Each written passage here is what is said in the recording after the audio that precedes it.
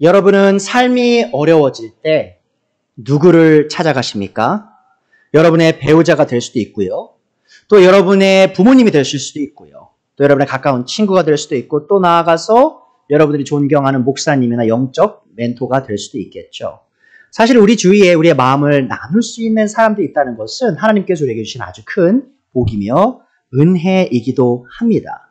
하지만 문제가 있죠. 그것은 바로 이 사람 간의 관계가 완전하지 않다라는 것입니다. 무슨 말이냐면 우리가 서로 작은 오해로 인해 이 부부 간의 관계가, 친구 간의 관계가, 또 이 영적 형제 자매들 간의 관계가 깨지어질 수 있다는 것이죠. 또 이 불완전한 우리의 관계로 인해서 우리는 사실 서로 가장 의지하고 신뢰해야 하는 사람에게 배신감을 느끼기도 하고요. 또 버림을 받는 경우도 사실 이 땅에서 일어나곤 합니다. 자, 이 땅에서 사실 가장 서로를 신뢰하고 의지해야 할 관계가, 인간관계가 어떤 관계죠? 바로 부부 관계입니다. 하지만 여러분, 이 땅에서 이 부부 관계가 참 서로 의지하고 신뢰하기만 하는 관계로 지금 이 사회에서 드러나고 있나요? 아니죠. 최근에 나온 이 예능을 보면, 제가 보진 않지만 제 아내를 통해서 듣는데, 결혼지옥이라는 그런 프로그램도 있고요. 정말 부부들의 그 이야기를 듣다 보면 참 어떻게 이 서로를 정말 사랑하고 의지해야 되는 이 관계가 저런 철천지 원수가 될 수 있을까? 그런 모습을 보기도 하고요. 또 수많은 부부들이 이혼에 이르기도 합니다. 그러니까 정말 사랑해서 시작한 건데 마지막이 서로 정말 있어서는 안 된, 이 땅에 살면 안 되는 사람이냐 서로를 미워하고 그렇게 다투는 그런 모습을 우리는 이 땅에서 많이 보곤 합니다. 참 안타깝게도요. 많은 그리스도인들이 실제로 그 부부 관계를 서로 견디지 못해서 이혼하는 경우도 많이 있습니다. 이 인터넷과 미디어가 점점 발달할수록 우리가 듣는 그런 뉴스들이 어떤 종류의 것들이죠? 사실 많은 그리스도인 부모들이 아이들을 학대하는 그런 뉴스를 우리가 접하기도 하고요. 또 정말 안타깝게도 이 목사라는 사람들, 영적인 지도자인 사람들이 자신들이 보호해야 할 그런 성도들과 아이들을 성적으로 학대하거나 혹은 가스라이팅을 해서 이 사람들의 삶을 파괴시키는 그런 이야기들도 우리가 자주 접하게 됩니다. 또 더 나아가서 아이들이 부모에게 버림받는 경우도 굉장히 많죠. 그래서 우리가 고아원들이 이 땅에 있지 않습니까? 또 입양이라는 이 시스템이 있지 않습니까? 그 많은 고아들이요, 사실 공통적으로 갖는 그런 어려운 마음이 있어요. 그게 뭐냐면 이 사람들이 왜 자신의 생부모가 정말 자신을 버렸어야만 했는지 그것을 참 알고 싶어 합니다. 자, 그분들이 이렇게 생각해요. 내가 그렇게 사랑받을 자격과 가치가 없어서 내 부모가 나를 버렸어야 했는가 생각하면서 많은 우울감 속에 빠지기도 합니다. 자, 우리와 가까웠던 친구들이 우리를 배신하고 버렸을 때 우리는 어디로 가야 할까요? 우리가 신뢰했던 부모가 나를 배신할 때, 우리가 신뢰했던 목사가 나를 배신할 때, 내가 신뢰했던 친구가 또 영적인 그런 형제 자매들이 나를 배신할 때 우리는 어디로 가야 할까요? 우리와 가까웠던 사람들이 우리를 버렸을 뿐 아니라 우리의 대적들이 우리를 공격해오고 우리를 도울 사람이 아무도 없을 때 우리는 어떻게 해야 할까요? 자, 우리가 불완전한 사람들에게 소망을 두고 그들을 의지하기 시작할 때 우리는 실망하고 두려움에 빠질 수밖에 없습니다. 제 말이 여러분이 배우자를 신뢰하지 마시고 부모님을 신뢰하지 마시고 목사님을 신뢰하지 마시고 친구들을 신뢰하지 말란 말이 아닌 거 잘 아시죠? 그 말이 아니라 여러분이 마치 이 인간의 관계를 통해서만 여러분의 문제를 해결할 수 있고 또 인간들이 주는 그런 도움을 받아야만 내가 이 어려움 속에 나올 수 있다는 그런 소망이 있죠. 그런 소망만 갖고 있을 때 문제가 된다는 겁니다. 자, 우리가 알고 있는 모든 사람들이 이 어려움 속에 있는 우리를 도울 수 없을 때, 그럴 때가 온다는 것이죠. 그럼 우리는 어디에서 도움을 받아야 하냐는 것이죠. 자, 오늘의 본문에서 우리는 큰 공경에 처한 시편 기자를 발견하게 됩니다. 오늘의 시편은 다윗의 시라고 나오는데 아마도 다윗이 직접 지은 시였을 수도 있고요. 아니면 다윗의 삶을 생각하면서 또 다른 누군가가 또 지었던 시일 수도 있습니다. 그런데 이 시편에 나온 이 저자는요, 이 대적들을 눈앞에 두고 있는 상황이었습니다. 이 대적들이 한둘이 아니고 수많은 대적들이 그의 파멸을 위해 함께 모여서 그에게 다가오고 있는 그런 상황에 처해 있었죠. 자, 그를 파멸시키겠다는 그들의 위협은 단순한 농담이 아니었어요. 자, 이 상황 속에서 그를 도울 수 있는 사람은 아무도 없었던 것처럼 보입니다. 자, 그러나 그에게 사실 많은 두려워해야 할 이유가 있었는데 참 놀랍게도요. 그는 그 상황 속에서 두려워하지 않고 또 절망하지 않고 있습니다. 자, 그가 어떻게 그럴 수 있었을까요? 자, 그것은 그가 그의 삶의 빛이시며 구원이신 또 요새이신 하나님을 신뢰했기 때문입니다. 자, 그는 자신의 모든 인간관계가 무너진다고 해도 하나님께서 자신을 안전히 보호하실 것이란 확신을 갖고 있었습니다. 자, 이 진리를 묵상하며 그는 자기 상담을 하고 자기 자신을 격려합니다. 자, 그러므로 시편 27편은 우리에게 굉장히 소중한 하나님의 계시인 것이죠. 이 시편은 확신의 시편으로서 우리에게 하나님을 신뢰하도록 돕기 때문에 우리는 이 시편을 읽고 이해하고 묵상하고 또 삶 속에서 실천해야 합니다. 사실 제가 이 시편을 너무 좋아해서 몇 해 전에 시편 27편 전체를 제가 다 외웠던 적이 있었어요. 그리고 제 컴퓨터 화면에 시편 21편 1절을 이렇게 구절로 적어놓고 제가 매일 컴퓨터를 킬 때마다 이 구절을 묵상하면서 하나님이 나의 빛이시고 나의 구원이시기에 내가 아무도 두려워할 필요가 없다는 그 진리를 계속 되뇌었던 그런 기억이 있습니다. 자, 이 시편 27편은요, 크게 네 부분으로 나눌 수 있어요. 첫 번째 부분은 1절부터 3절인데요. 여기서 우리가 발견하는 진리는 하나님을 향한 시편 기자의 확신입니다. 1절이 말하죠. 주님이 나의 빛, 나의 구원이신데 내가 누구를 두려워하랴. 주님이 내 생명의 피난처신데 내가 누구를 무서워하랴. 나의 대적자들, 나의 원수들, 저 악한 자들이 나를 잡아먹으려고 다가왔다가 비틀거리며 넘어졌구나. 군대가 나를 치려고 애워싸도 나는 무섭지 않네. 용사들이 나를 공격하려고 일어날지라도 나는 하나님만 의지하려네. 자, 하나님을 향한 자신의 그 확신, 그 신뢰를 표현하고 난 다음에 4절부터 6절을 통해 시편 기자가 자신이 하나님의 집에 거하기 얼마나 원하는지 그 갈망하는 마음을 표현합니다. 4절이죠. 주님, 나에게 단 하나의 소원이 있습니다. 나는 오직 그 하나만 구하겠습니다. 그것은 한평생 주님의 집에 살면서 주님의 자비로우신 모습을 보는 것과 성전에서 주님과 의논하면서 살아가는 것입니다. 재난의 날이 오면 주님의 초막 속에 나를 숨겨주시고 주님의 장막 은밀한 곳에 나를 감추시며 반석 위에 나를 올려서 높여주실 것이니 그때 나는 나를 애워싼 저 원수들을 내려다보면서 머리를 높이 치켜들겠다.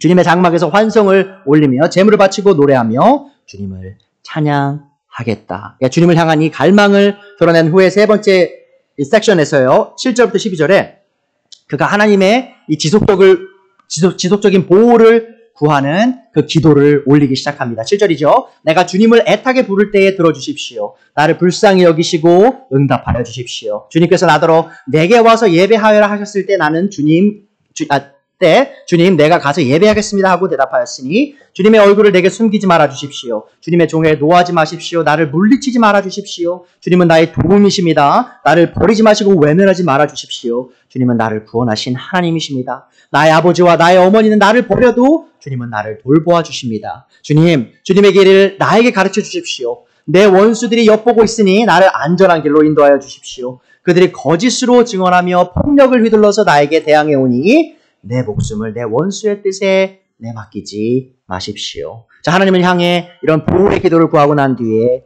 그가 마지막 섹션 13절, 14절에서 이제 하나님을 향한 확신을 기반으로 자기 상담을 하기 시작합니다. 자, 그 부분은 우리가 배울 부분인데요. 13절이죠. 이 세상에 머무는 내 새 한 생애에 내가 주님의 은덕을 입을 것을 나는 확실히 믿는다.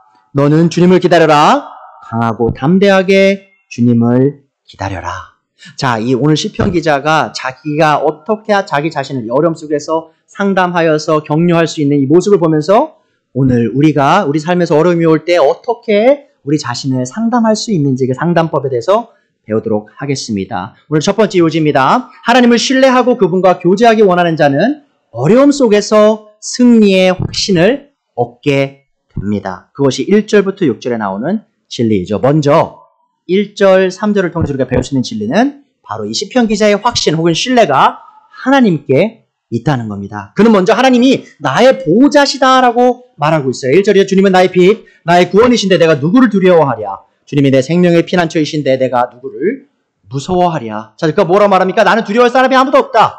나는 무서워할 사람이 아무도 없다라고 말하죠. 왜죠? 그것은 첫 번째로 먼저 하나님께서 그의 빛이셨기 때문입니다. 이 빛은 은유적으로 이 삶의 기쁨 혹은 하나님의 완전하신 거룩하신 그리고 또한 진리의 길을 밝히 보이시는 하나님의 능력을 의미합니다. 자, 이 빛은요, 시편 기자가 처한 어둠을 몰아내는 강력한 힘을 상징하죠. 여러분, 이 어떤 내부에 우리가 실내에 들어와서 엄청 깜깜한 상황에 있을 때 할지라도요, 우리가 작은 빛을 하나 비추면 그 방 전체를 환하게 비칠 수 있죠. 자, 그런 것과 같습니다. 우리가 어려운 상황 속에서 대적들이 우리를 치려고 올 때 우리는 그런 어둠 속에 있는 것이죠. 하지만 우리가 아무리 짙은 어둠 속에 있다 할지라도 빛이신 하나님께서 우리를 비치실 때 그 모든 어둠이 다 파멸되는, 소멸되는 그 일이 분명히 일어난다는 것입니다. 그래서 시편 기자가 하나님이 나의 빛이시니 내가 아무리 큰 어둠에 둘러싸여 있을지라도 그분께서 나의 구원이 되신다라고 말씀하는 겁니다. 자, 그렇죠. 하나님은 첫 번째 빛이시고 그리고 고백하죠. 하나님은 또한 나의 구원이십니다라고 고백을 하죠. 자, 하나님은 이 승리와 해방을 이루시는 분임을 이 시편 기자가 잘 알았습니다. 또 세 번째로 그는 고백합니다. 하나님은 나의 피난처 혹은 요새이시다. 자, 그 말이 무슨 말입니까? 하나님께 피하는 모든 자들이 안전하게 보호받는다는 것이죠. 자, 그러면 이 시편 기자가 어떻게 하나님을 그렇게 신뢰할 수 있었을까요? 자, 2절을 보시죠. 나의 대적들, 나의 원수들, 저 악한 자들이 나를 잡아먹으려고 왔다가 비틀거리며 넘어졌구나. 자, 보세요. 이 시편 기자는요, 과거에 하나님께서 자신을 보호하신 그 경험을 이미 갖고 있었습니다. 자, 과거에 이 대적들이 어떻게 이 시편 기자에게 쳐들어왔죠?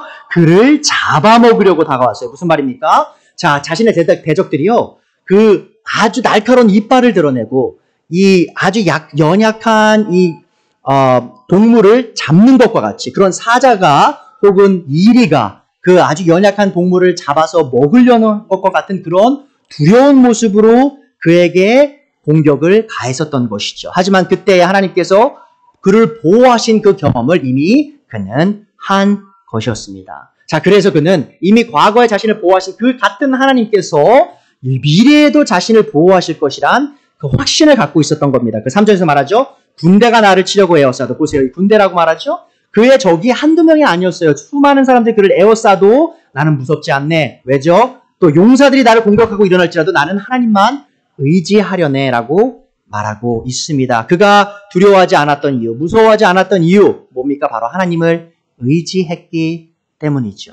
이 하나님의 크신 능력을 신뢰했던 시편 기자는 자신의 대적이 군대와 같이 많고 강력할지라도 그들을 두려워하지 않을 것이라 고백하고 있습니다. 이 자신의 대적을 많은 수의 군대에 비유한 것은요, 이 시편 기자가 정말 큰 어려움에 속해 있음을 우리는 우리에게 알 수 있게 해주죠. 자, 그러함에도 그가 알았던 진리가 뭡니까?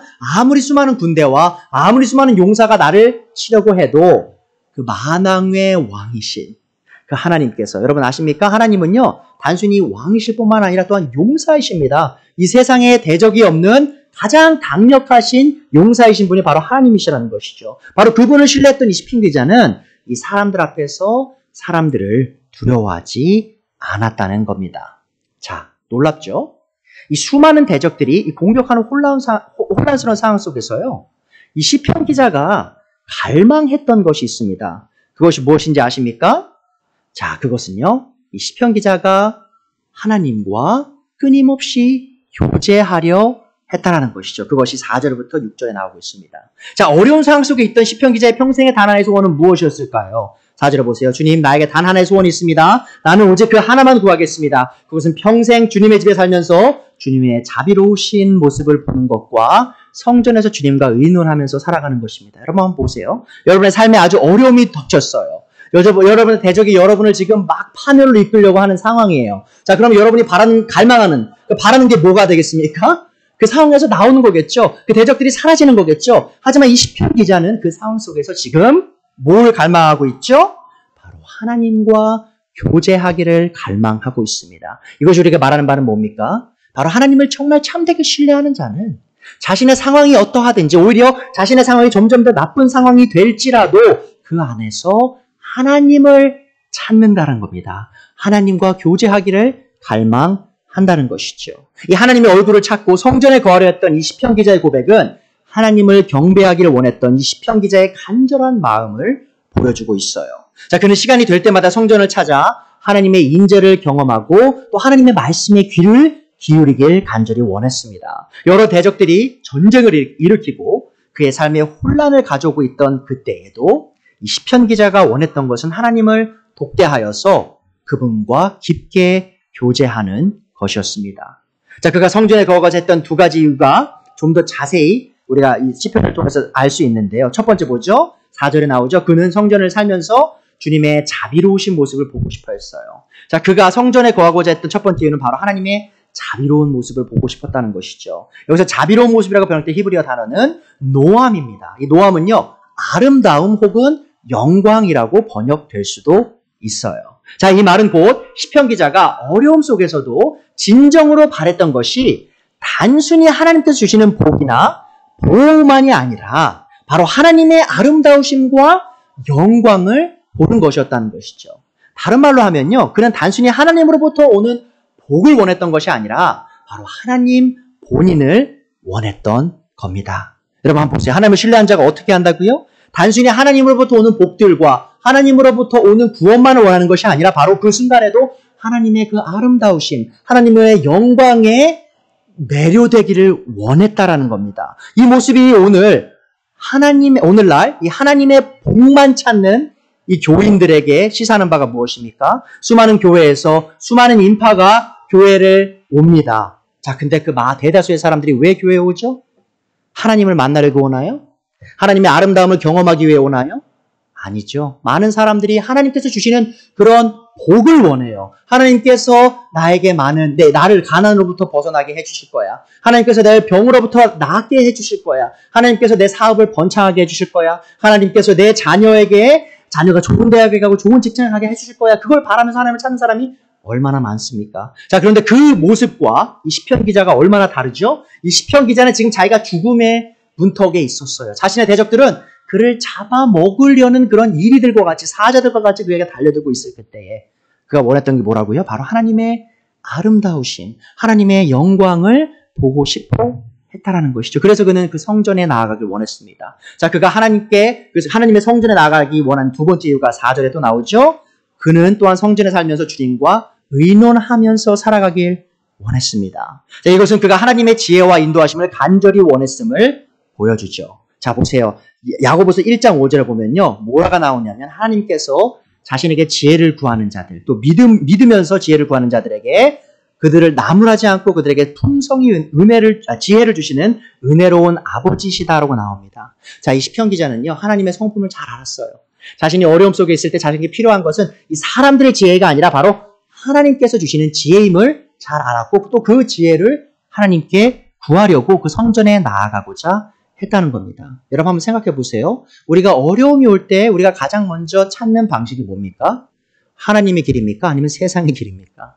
많은 사람들이요, 이 세상에서 어려움 속에서 나올 수 있는 그 길 있죠. 세상에서 가르치는 그 길들의 귀를 기울이세요. 많은 사람들, 심지어 교회에 나오고 스스로를 그리스도인이라고 말하는 사람들도요, 하나님의 말씀에 귀를 기울이기보다, 하나님의 진리에 귀를 기울이기보다 세상에서 이렇게 해야 성공한다, 혹은 저렇게 해야 그런 어려움부터 나온다, 그런 것들에 귀를 기울인다는 것이죠. 사실 많은 교회들이요, 한국의 교회들, 또 미국의 교회들이요, 이 사람의 심리학 있죠? 이 심리학이 하나님의 진리라고 착각하면서 사람들이 지어낸 길들로 자신의 그런 우울증이나 어려움을 이겨내려고 하고 있습니다. 하지만 이 시편 기자는 어려움 속에서 사람의 말에 귀를 기울이지 않고 하나님의 말씀에 귀를 기울이고 있다는 것이죠. 이 많은 분들이요, 자신의 우울증을 이겨내기 위해 어떻게 가르치죠? 당신을 사랑해야 합니다. 이렇게 가르쳐요. 남을 사랑하기 전에 당신을 먼저 사랑하셔야 됩니다. 남을 배려하기 전에 당신을 먼저 배려하셔야 됩니다라고 가르친다는 것이죠. 하지만 여러분, 그게 귀로 듣기에는 옳은 것처럼 보이나 성경이 그렇게 가르치나요? 아니죠. 성경은요, 너 자신을 먼저 사랑하라는 말이 나오지 않습니다. 너 자신을 먼저 배려해라. 너 자신에게 먼저 영광을 돌려라라는 말은 어디에도 나오지 않아요. 그런 세상에서 가르치는 바를 교회 안에서 가르치면서 많은 사람들이 그것이 하나님의 길이다.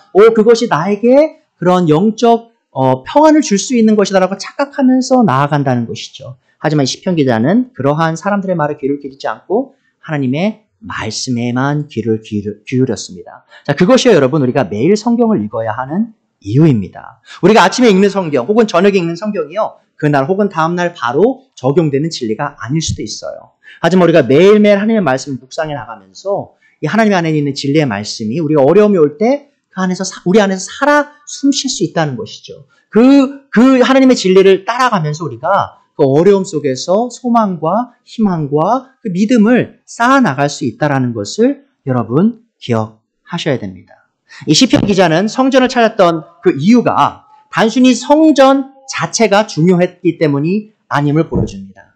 자, 그가 성전에 가고자 했던 그 이유는 바로 하나예요. 바로 하나님의 임재를 경험하기 위함이었습니다. 자, 그에게 있어서 하나님의 임재가 곧 피난처이자 요새였음을 기억하세요. 5절에 나오죠? 재난의 날이 오면 주님의 초막 속에 나를 숨겨주시고 주님의 장막 은밀한 곳에 나를 감추시며 반석 위에 나를 올려서 높여주실 것이니. 자, 보세요. 이 시편 기자에게 주님의 임재 자체가 곧 승리를 의미했습니다. 6절에도 나오죠. 그때 나는 나를 에워싼 저 원수들을 내려다보면서 머리를 높이 치켜들겠다. 주님의 장막에서 환성을 올리며 제물을 바치고 노래하며 주님을 찬양하겠다.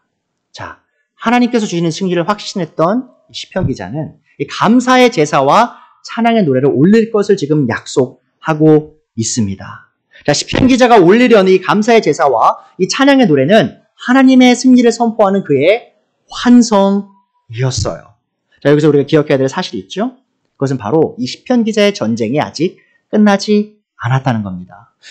그의 앞에 있는 그 수많은 대적들은 여전히 그를 파멸시키고 그를 집어삼키고자 아주 날카로운 이빨을 보이면서 그를 향해 달려오고 있던 상황이었죠. 하지만 그가 하나님의 그 임재를 경험할 때, 하나님께서 나와 함께 하시다는 그 사실을 알고 있을 때, 하나님께서 강력하신 권능과 주권을 가지신 왕이시라는 것을 묵상할 때, 그 전쟁이 끝나기도 전에 그는 이제 이미 하나님의 승리를 확신하면서 하나님을 경배하고 찬양할 것을 약속하고 있다는 것입니다. 여러분, 잘 생각하셔야 돼요. 우리가 어려운 상황 속에 있을 때 정말 중요한 것은요, 우리가 그 어려움 속에서 나오는 게 아닙니다.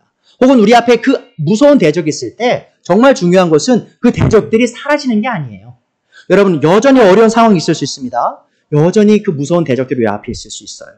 중요한 게 뭐죠? 바로 하나님이 우리와 함께 하시냐는 겁니다. 하나님의 임재가 내 안에 살아있다면, 내가 하나님과 동행하는 삶을 살고 있다면, 내가 그리스도를 매일매일 그분의 발자취를 따라서 하루하루 걷고 있다면, 내가 성령님의 그 인도하심을 따라 그분 안에서, 성령님 안에서 걷고 있다면, 내게 아무리 많은 어려움이 오고 내게 수많은 대적들이 있다 할지라도 우리가 시편 기자와 함께 이 승리를 선포할 수 있다는 것을 기억하셔야 됩니다. 자, 하나님을 신뢰하는 사람은요, 어려움 속에서도 이 하나님을 경배하기 원하고 그분과 교제하기 원한다는 이 진리를 기억하세요. 하지만 이 하나님을 신뢰하는 사람이 하는 일이 이 경배와 교제만이 아님을 또한 기억하셔야 됩니다. 이 하나님을 신뢰하는 사람은요, 인내하며 하나님을 기다린다는 사실 기억하시고요. 또한 그는 하나님을 기다리면서 하나님께 끊임없이 기도하는 사람입니다. 자, 시편 후반부를 통해서 우리가 알 수 있는 요지 두 번째입니다. 하나님을 신뢰하고 인내하며 기다리는 자는 하나님의 보호와 인도를 위해 확신 가운데 기도할 수 있다는 겁니다. 이 7절부터 11절을 보시면요, 이 시편 기자가 이 하나님의 지속되는 임재를 위해 간절히 기도하는 모습이 나오고 있어요. 자, 7절부터 10절에 보시면 그는 먼저 보호를 위해 기도합니다. 자, 거기서 그가 말하는 게 이거예요. 내가 주님께 이 기도를 드리니 이 기도를 응답하십시오라고 말하고 있어요. 7절이죠. 내가 주님을 애타게 부를 때 들어주십시오. 나를 불쌍히 여기고 응답하여 주십시오. 주님께서 나더러 내게 와서 예배하여라 하셨을 때 주님 내가 가서 예배하겠습니다 하고 대답하였으니. 자, 흥미롭죠. 자, 어려움 속에 처한 이 시편 기자에게 하나님이 하신 명령이 뭐죠? 바로 나에게 와서 나를 예배하여라 라고 말씀하고 계세요. 자, 여기서 내게 와서 예배하여라 라는 이 히브리어 원문의 뜻은요, 내 얼굴을 구하라라는 뜻입니다. 그러니까 개역개정에서는 바르게 이제 내 얼굴을 구하라라고 이제 번역이 되어 있는데, 이 하나님의 얼굴을 구하는 것은요, 이 하나님을 예배하는 것 이상을 의미해요. 그것은 바로 우리의 어려운 상황에 하나님께서 은혜롭게 개입해 달라는 그런 부탁을 드리는 그 의미이기도 하다는 것이죠. 여러분 한번 보세요. 우리가 어려움 속에 있을 때 하나님께서 우리에게 원하시는 것이 뭡니까? 바로 우리가 하나님의 얼굴을 구하고 그분을 예배하고 그분을 경배하고 또 그분께서 우리 어려움 속에서 계속 개입하기를 원하는 그 마음을 갖기를 원하신다는 것이죠. 여러분 여기서 기억해야 할 게 있습니다. 여러분 우리가 욥기를 통해서 배웠지만 우리가 아무 이유 없이 고난이 우리 삶에 올 수 있습니다. 아무 이유 없이 대적들이 우리를 미워하고 증오할 수 있어요. 자, 그런데 그런 상황을 하나님께서 왜 허락하신다는 것이죠? 바로 그 시간이 우리가 하나님께 더 나아가서 그분의 얼굴을 더욱 구하고 그분을 더욱더 깊이 만나고 그분의 얼굴을 더욱더 구해야 할 시간임을 하나님께서 우리에게 일깨워주고 계시다는 것을 여러분 모두 기억하셨으면 좋겠습니다. 이 하나님께서 은혜로우신 분이심을 잘 알았던 시편 기자는 더 큰 하나님의 은혜를 위해 이 하나님의 명령에 따라 하나님의 얼굴을 계속해서 구했음을 기억하세요. 그리고 또 9절에서요. 나를 거부하지 말라고 하나님께 4번 울부짖습니다. 9절에 나오죠. 주님의 얼굴을 내게 숨기지 말아주십시오. 두 번째죠. 주님의 종에게 노하지 마십시오. 세 번째로 나를 물리치지 말아주십시오. 주님은 나의 도훈이십니다. 네 번째로 나를 버리지 마시고 외면하지 말아주십시오. 주님은 나를 구원하신 하나님이십니다. 자, 이 시편 기자가 4번에 걸쳐 반복해서 울부짖는 이 기도를 하나님께 올리는 모습이 있죠. 자, 이것은요, 뭘 의미하는 것이냐? 바로 이 시편 기자가 의지할 분이 하나님 한 분밖에 없었다는 겁니다. 여러분, 심지어 이 시편 기자의 부모도 그를 도와줄 수 없는 그런 상황 속에서 그가 알았던 진리는 뭐죠? 바로 하나님 한 분만은 내 부모보다도 나를 더 위하시고 나를 보호하시는 분이라는 거예요. 10절에 보세요. 나의 아버지와 나의 어머니는 나를 버려도 주님은 나를 돌보아 주십니다. 자, 이 시편 기자의 상황이요. 실제로 그의 아버지와 어머니가 그를 버린 상황 같지는 않습니다. 하지만 그가 이 가정법을 사용해서요. 하나님께서 자신을 얼마나 돌보시는지를 지금 강조하고 있다는 것이죠. 심지어 나의 아버지와 나의 어머니가 나를 버릴지라도 그런 어려운 상황 속에서도 하나님께서는 나를 버리시지 않는다라는 그 확신을 그가 갖고 있었습니다. 자, 그가 어떻게 그런 확신을 갖고 있을 수 있었죠? 이사야서 49장 15절에 귀를 들여보세요.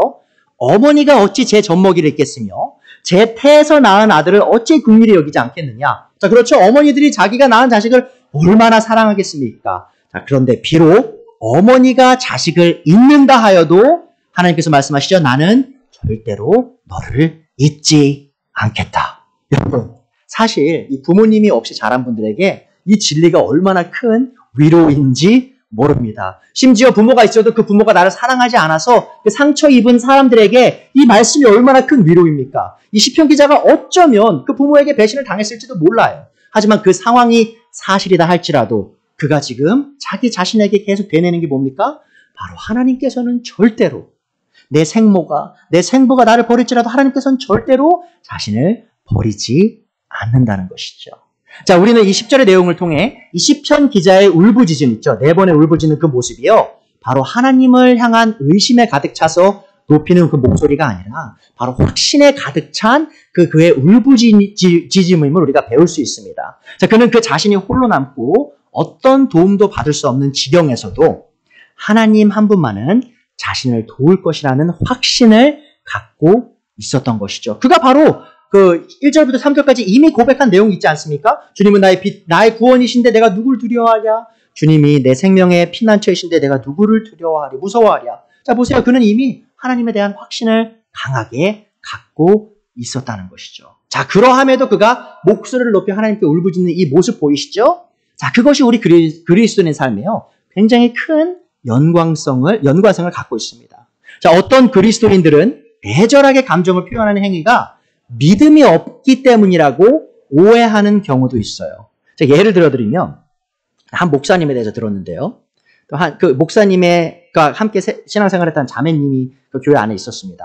이 자매님이 아이가 이제 3명이 이미 있었는데, 자, 4번째 아이를 임신하고 또 유산을 하는 그런 아픔을 겪으셨어요. 근데 이제 이분이 이 유산 때문에 너무 마음이 아파서 누가 봐도 이렇게 막 그 절망 속에 있고 그 큰 고통 속에 있는 모습을 보였다는 것이죠. 자, 그럴 때 그 목사가 그 자매님에게 어떻게 조언을 했냐? 자매님 하나님 믿으시는데 왜 이렇게 맨날 슬퍼 보이세요? 그냥 이겨내세요. 하나님 믿으시면 그렇게 슬퍼할 필요 없잖아요. 이런 식으로 그 자매님에게 그 목사가 얘기를 했다라는 겁니다. 제가 그 얘기를 듣고 너무 화가 났어요. 어떻게 이런 사람이 목사라고 불릴 수 있을까? 여러분 한번 보십시오. 지금 시편 기자가 하나님 앞에 절망한 것처럼 보이는 그 울부짖음을 올리는 게 꼭 굳이 그가 하나님을 신뢰하지 않았기 때문입니까? 아니죠. 그는 하나님을 신뢰했어요. 그런데 그 신뢰했기 때문에 더 울부짖었다는 것을 기억해 주세요, 여러분. 그의 울부짖음은 하나님을 신뢰했기 때문에 할 수 있었다는 겁니다. 그래서 우리가 어려움이 있으실 때 여러분이 하셔야 될 게 뭔지 아십니까? 하나님을 믿으세요. 자, 믿으심과 동시에 뭘 하셔야 되죠?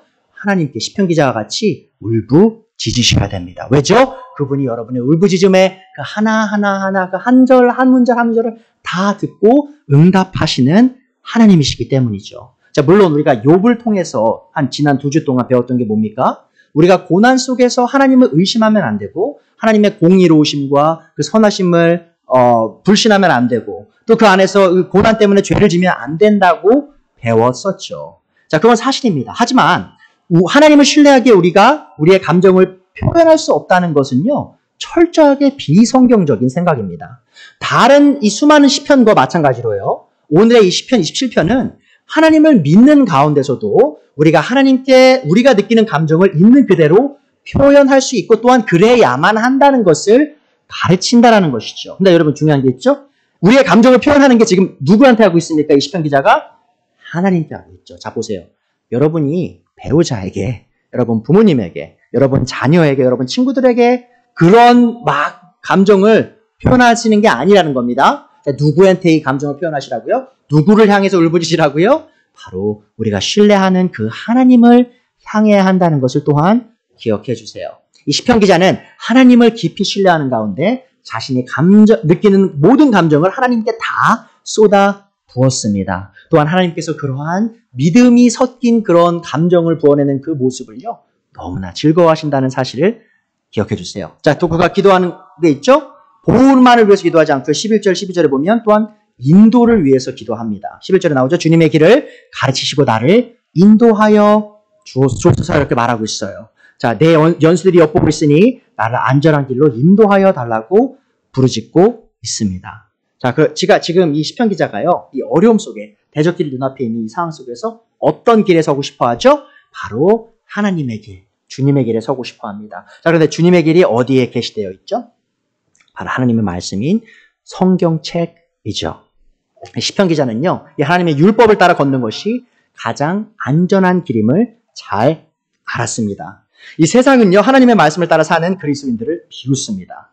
자, 그들의 눈에는요, 우리가 아주 속이 꽉꽉, 앞뒤가 꽉꽉 막힌 어리석은 사람처럼 보인다는 것이죠. 또 그들은 우리를 비웃기도 하고요, 또 우리를 아주 조소를 하고 이 세상에서 없어져야 될 사람들처럼 말하기도 하죠. 하지만 여러분 기억하십시오. 우리가 하나님의 그 말씀이 닦아놓은 그 길을 걸을 때요, 그 길이 바로 가장 안전한 길이 된다는 것입니다. 오직 그 길에 설 때만 우리가 그 대적들의 위협으로부터 안전할 수 있다는 사실을 기억해 주세요.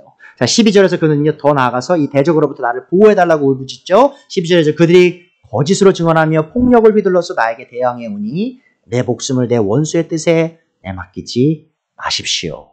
자, 여러분 보세요. 그의 대적은요, 단순히 그를 물리적으로 공격하고 싶어 했을 뿐만 아니고요, 이 법정에 서서 그에 대한 잘못된 고소 있죠. 거짓 고소를 통해 그가 어떤 법적인 사형을 얻기를 원하는 사람들이었습니다. 자, 이 시편 기자가 알았던 것은 그거죠. 자신이 지금 어디를 가든지 수많은 자신의 대적들이 여기저기 숨어서 매복을 해서 자신을 공격하길 원하고 있었다는 겁니다. 자, 근데 시편 기자가 알았던 진리는 뭐죠? 이 사람들이 자신에 대해서 거짓을 말하고 그를 파멸시키기 위해 온갖 수단을 다 쓸다 할지라도 그는 하나님께서 자신을 보호하시는, 또한 모든 것을 공정하게 판정하시는 재판관이심을 잘 알고 있었습니다. 그러하기에 그가 하나님만 의지하고 그분께만 울부짖을 수 있었다는 것이죠. 자, 하나님께서 여러분의 삶에 이 어려움과 위협들을 당장 없애시지 않는 이유가 있습니다. 자, 그거 뭐죠? 시편 기자를 통해 알 수 있는 게 뭡니까? 바로 우리가 하나님께서 우리가 그분을 더욱더 의지하길 원하신다는 것이죠. 여러분의 삶에 의지할 만한 사람이 많지 않은 이유가 있습니다. 그것은 바로 하나님께서 여러분 모두가 하나님 한 분만이 의지해야 할 수 있는 분임을 알고 또한 그분을 의지하는 법을 배우시길 원하시기 때문입니다. 자, 이제 이 진리를 기반으로요, 이 시편 기자가 자기 자신을 어떻게 상담하는지 한번 보도록 하죠. 자, 13절, 14절에서 우리가 발견하는 진리는 이거죠. 이 하나님을 향한 이 신뢰, 이 확신을 기반으로요, 이 시편 기자가 자기 자신에게 상담을 하기 시작합니다. 13절이죠. 이 세상에 머무는 데에 한 생애에 내가 주님의 은덕을 입을 것을 나는 확신히 믿는다. 자, 다시 한번 고백하죠. 자신의 믿음, 하나님을 향한 믿음은 흔들리지 않는다. 왜냐하면 그분의 은혜가 너무 크기 때문이다라고 고백을 하고요. 이 시편 기자는 자신이 이 땅에 살아가는 동안 이 하나님의 선하심을 경험할 거라고 확신하고 있습니다. 이 13절에 나오는 이 진리는요, 하나님을 믿는 삶이 단순히 천국만을 위한 삶이 아님을 잘 보여주고 있어요. 자, 뭐라고 말합니까? 이 세상에 머무는 내 한 생에 내가 주님의 은혜를 경험하게 될 거라고 믿는다고 말하죠. 자, 무슨 말이냐면 이 죽음의 위협 앞에서 이 시편 기자는요, 이 하나님을 신뢰하는 자신이 이 천국을 당도하기 전부터 이 땅에서 이 하나님의 선하심과 은혜를 풍성히 누릴 것이라는 그 확신을 갖고 있었어요. 자, 그 말이 곧 제가 지금 기복신앙을 가르치는 겁니까? 아니면 지금 번영신학을 가르치는 건가요? 아니죠. 뭐냐면 지금 시편 기자가 말하는 하나님의 이 은덕 있죠. 하나님의 은혜, 그것은요 단순히 어떤 물질적인 은혜, 그것만을 말하는 것이 아니라 바로 상황에 얽매이지 않는 그 기쁨 있죠. 또한 상황에 얽매이지 않는 그 사람의 머리로는 이해할 수 없는 그런 평안 있죠. 평화, 마음의 평안, 그런 평화, 그리고 또한 하나님을 향한 끊없는 소망, 그러한 것들을 지금 말하고 있는 겁니다. 그러니까 이 어려움 속에서도 내가 하나님의 그 은혜로 인하여 여전히 마음에 평안할 수 있다. 여전히 하나님의 임재를 느낄 수 있다. 내가 배고프든지 배부르든지 내가 가난하든지 부유하든지 그 모든 상황을 다 뛰어넘어서 내가 하나님을 더 깊게 경험하고 하나님의 그 기쁨을 누릴 수 있는 내가 될 것이다라고 지금 시편 기자는 고백하고 있습니다. 그 확신 가운데 이제 시편 기자가 14절에서 자기 자신에게 상담을 하기 시작하죠. 자, 14절입니다. 너는 주님을 기다려라. 강하고 담대하게 주님을 기다려라. 자, 이 시편 기자는요, 하나님의 보호하시는 은혜를 생각하면서 이 어려움 속에 있는 자기 자신을 이렇게 격려하기 시작합니다. 너는 주님을 기다려라. 자, 여러분이 이 14절, 너는 주님을 기다려라는 이 표현을 보시고, 지금 시편 기자가 자기 스스로에게 말하는 게 아니라 지금 읽고 있는 우리에게 말하고 있는 거 아닌가요? 라고 의문을 가지실 수도 있어요. 자, 그런데 이 시편을 히브리어 원문을 보면요, 이 모든 동사들이 다 그 단수로 쓰이고 있습니다. 또한 이 시편 전체에 이 화자 있죠? 화자가 시편 기자 한 명밖에 나오지 않죠. 자, 그것은 뭘 의미하는 거냐면 지금 이 시편 안에 나오는 인물은 단 한 명밖에 없는 거예요. 그 시편 기자인 것이죠. 하나님 앞에서 울부짖는 그 시편 기자만이 지금 이 시편 내용 안에서 말하고 있는 유일한 화자라는 겁니다. 자, 그 말은 그건 뭘 의미하냐면 이 시편 기자가 단순히 물론 우리에게 하나님을 기다리라고 말하는 것이기도 하지만 먼저는 자기 스스로에게 이 위로를 주고 있다는 거예요. 자기 스스로를 상담하고 있었다는 겁니다. 이 모습을 보면서 여러분 우리가 배워야 될 게 바로 그거예요. 우리 삶 속에서 아무리 큰 어려움이 있다 할지라도 심지어 우리 부모가 나를 도와주지 못하고 내 배우자가 나를 버리고 내 자녀가 등을 돌리고 내가 사랑하는 친구들, 내가 의지했던 친구들이 배신을 하고 다 떠나갈 그때에도 우리가 하나님께서 우리와 함께 하심에 그분의 임재가 여전히 우리 삶에 있기에 우리가 그 진리로 인하여 이 시편 기자가 그랬던 것처럼 우리 자신을 위로하고 상담할 수 있다는 겁니다. 여러분 이건 긍정의 힘이 아닙니다. 많은 사람들이 상황이 어떠하든 긍정적으로 생각하면 잘 될 겁니다. 혹은 상황이 어떠하든 여러분이 말에 힘이 있으니까 좋은 말 하면 잘 될 겁니다. 이렇게 착각하시거든요. 그게 아니에요, 여러분. 우리가 단순히 긍정적으로 생각해서 잘 되는 게 아니라 긍정적인 말을 해서 잘 되는 게 아니라 실제적인 그 진리가 있는 겁니다. 진리가 뭐죠? 하나님께서 여전히 그 통치하고 계시고 그분이 강력하신 왕이시고 그분이 우리의 대적들보다 훨씬 더 강하신 분이시다. 또한 그분이 나를 여전히 사랑하시고 나와 함께하기 원하신다. 나를 보호하기 원하신다. 그 진리를 알기 때문에 우리가 이제는 그 상황 속에서도 우리 자신을 위로할 수 있다는 것을 여러분이 기억하셔야 됩니다. 여기서 말하는 기다리다는 거 있죠. 기다리다. 이 기다리다는 동사는요. 희망에 찬 기다림 혹은 확신에 찬 기다림입니다. 자, 이게 뭐냐면 이 시편 기자가 이 기다리는 것이 그냥 하나님이 도우실지도 모르니까 기다리자 그게 아니고요. 하나님께서 도우실 것이 확실하니 너 자신 희망을 잃지 말고 기다려라 라고 스스로에게 말하고 있다는 사실을 기억해 주세요. 이 시편 기자는 또한 자신에게 강하고 담대하라고 명령하고 있습니다. 여러분 강하고 담대하라는 표현 좀 귀에 낯익지 않으세요? 자, 왜 그럴까요? 자, 여호수아 1장 9절에 강하고 담대하라는 말이요. 이미 나오고요. 이 1장 9절뿐만 아니라 하나님께서 여호수아에게 계속해서 강하고 담대하라. 두려워하지 말아라고 말씀하셨어요. 제가 여호수아 1장 9절 읽어드릴게요. 내가 내게 명령한 것이 아니냐. 하나님께서 말씀하십니다. 강하고 담대하라. 두려워하지 말며 놀라지 말라. 내가 어디로 가든지 내 하나님 여호와가 너와 함께 하느니라 하시니라. 이 시편 기자는 하나님께서 자신의 강하신 손으로 이스라엘 민족을 이집트에서 어떻게 건지셨고 또 약속의 땅으로 어떻게 이끄셨는지 잘 알고 있었습니다. 또 그는 신명기와 여호수아서를 통해 하나님께서 여호수아에게 강하고 담대하라는 명령을 주신 것도 아주 잘 알았을 것이죠. 자, 그는 스스로에게 강하고 담대하라고 명령하면서 이 출애굽 당시의 초강대국이었던 이집트를 패퇴하신 그 하나님의 능력을 기억했던 겁니다. 또한 약속의 땅 관문에 이 두꺼운 여리고성이 무너진 그 사건이 있죠. 그 사건을 생각하면서 하나님이 내 편이시면 그 아주 높은 강력한 대적들도 다 그렇게 쉽게 무너지는구나라고 그 진리를 생각하면서 자기 스스로를 상담하고 있었던 겁니다. 여러분 이집트에서 나온 이스라엘 민족이 앞에 막힌 홍수와 뒤에 자신을 쫓는 이집트 군대를 보고 불평하기 시작할 때 모세가 그들에게 한 말 기억하고 계시나요? 출애굽 14장 13절이죠. 모세가 백성에게 이르되 너희는 두려워하지 말고 뭐 하라고요? 가만히 서서 여호와께서 오늘 너희를 위하여 행하시는 구원을 보라. 너희가 오늘 본 애굽 사람을 영원히 다시 보지 아니하리라. 자, 지금 무슨 말입니까? 지금 모세가 쉽게 말하면 백성들에게 이게 말하는 거예요. 조용하고 기다려라. 자, 지금 시편 기자가 자기한테 뭐라고 했죠? 기다려라. 자, 그 같은 지금 말을 하고 있는 겁니다. 이 시편 기자는요, 하나님께서 그 홍해에서 그 기다리고 있던 그 백성에게 자신의 그 권능을 보이신 그 하나님을, 그 동일하신 하나님을 믿고 있었던 것이죠. 이스라엘 민족이 하나님의 구원을 경험하기 위해 해야 될 게 뭐였죠? 홍해를 헤엄쳐서 건너는 거였나요? 돌아서서 그 이집트 군대와 싸우는 것이었나요? 아니었죠. 가만히 서서 하나님이 일하시는 것을 보고 기다리고 있으면 됐다라는 것이죠. 자, 그 진리를 알았던 시편 기자가 지금 우리에게 말합니다, 여러분. 너희가 어려움이 있을 때 너희가 해야 할 것은 너희 스스로 그것을 돌파하는 것이 아니라 하나님이 일하시도록 기다리는 것이다. 또한 강하게 담대하게 그 마음을 갖고 기다리는 것이다 라고 말하고 있어요.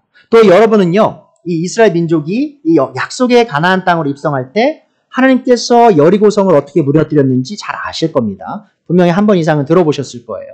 자, 그런데 그 기적적으로 이 여리고성이 무너졌기 때문에 많은 사람들이 이것이 쉽게 무너뜨릴 수 있는 그런 성벽이 아니었나라고 생각할 수도 있어요. 자, 그런데 여러분이 이 그림을 보면 아시겠지만 이 현대 고고학을 통해서 우리가 밝힌 사실이 있습니다. 그것이 뭐냐면 이 이스라엘이 가나안 땅으로 입성하던 그 시기에 지어졌던 여리고 성벽이 그림에 보시는 것처럼 두께가 이렇게 아주 두꺼운 방벽이 두 개가 이렇게 있었고요. 그 안에 그 흙들이 가득 차 있어서 사실 사람의 힘으로 정복하기가 정말 힘든 성벽이었다는 것이죠. 근데 여러분, 이스라엘 민족이 여리고성을 어떻게 정복했죠? 그들이 벽을 넘어 타고 그걸 다 무너뜨렸나요? 아니죠. 하나님께서 그들에게 명령하십니다.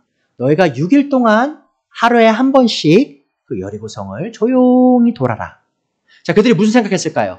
조용히 여리고성을 매일 한 번씩 돌면서 하나님 지금 뭐 하시려고 지금 이렇게 하시나?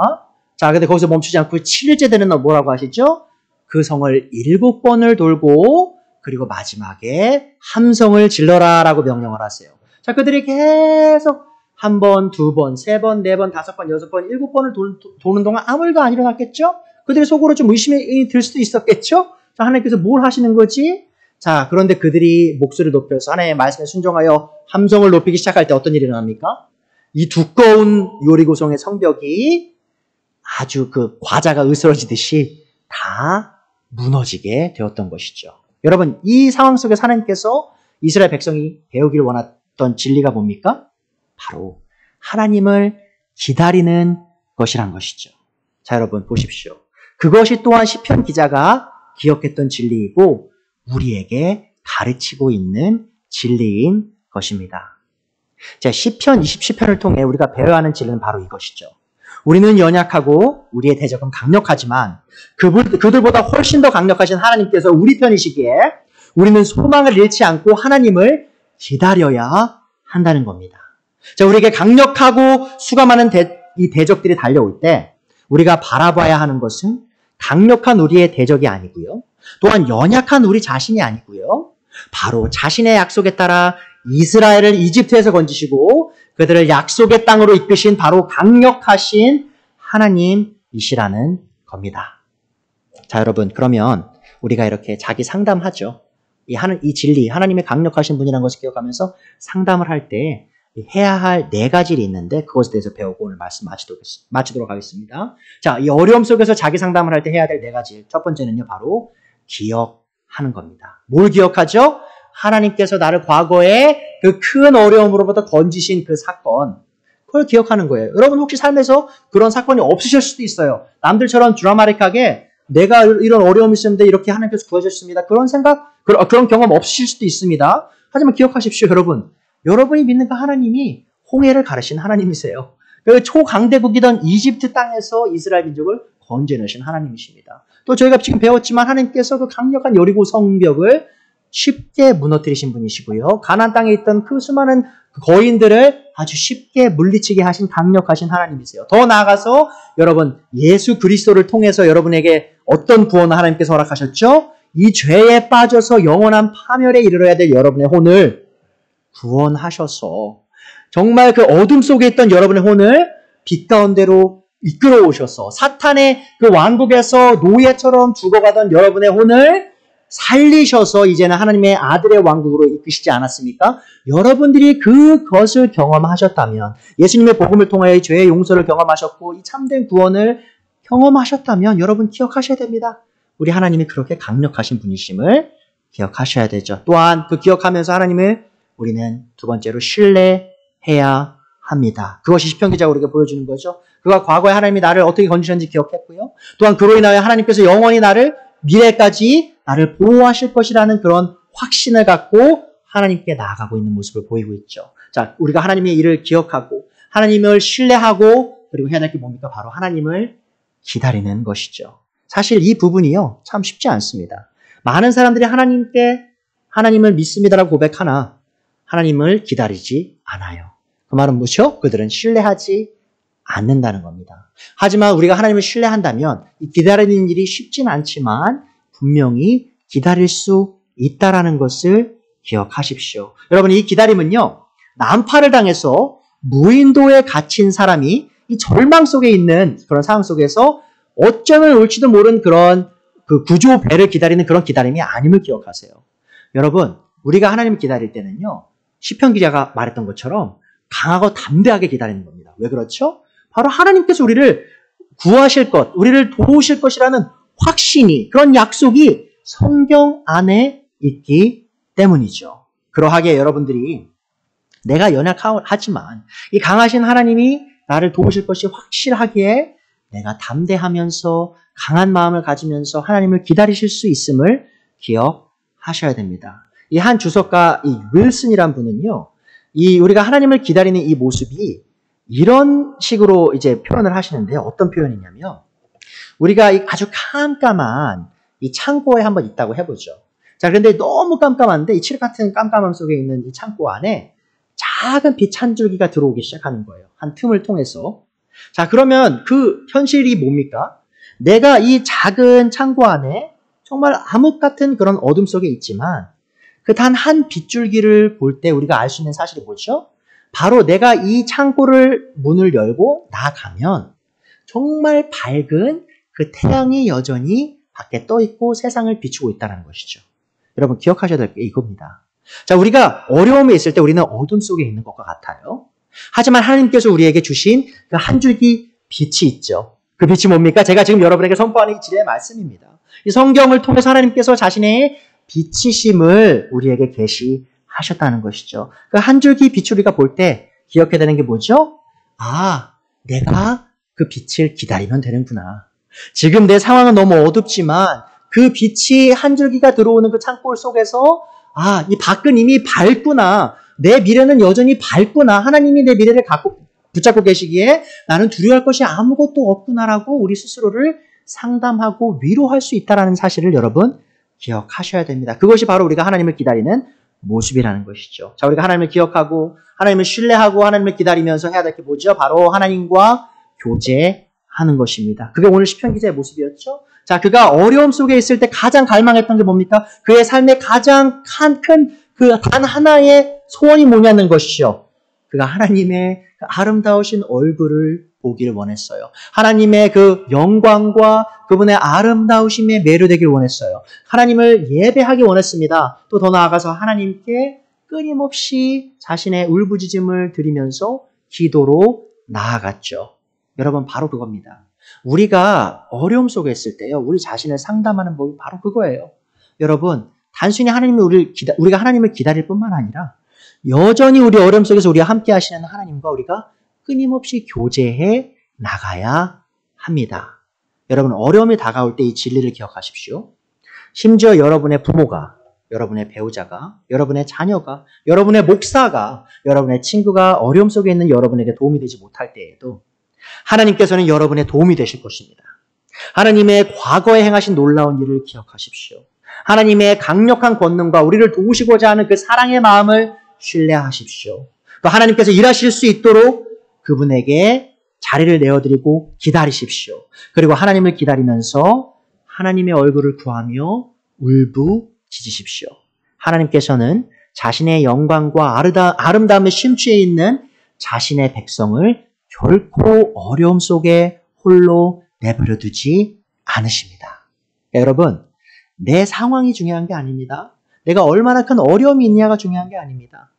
내가 정말 하나님을 향해 내 신뢰를 갖고 있느냐, 내가 그분과 교제하고 있느냐, 그분을 내가 기다리고 있느냐, 그것이 바로 우리가 이 어려움 속에서도 소망을 잃지 않고 기쁨을 누리고 화평을 누리는 그 비밀임을 여러분이 기억하셨으면 좋겠습니다.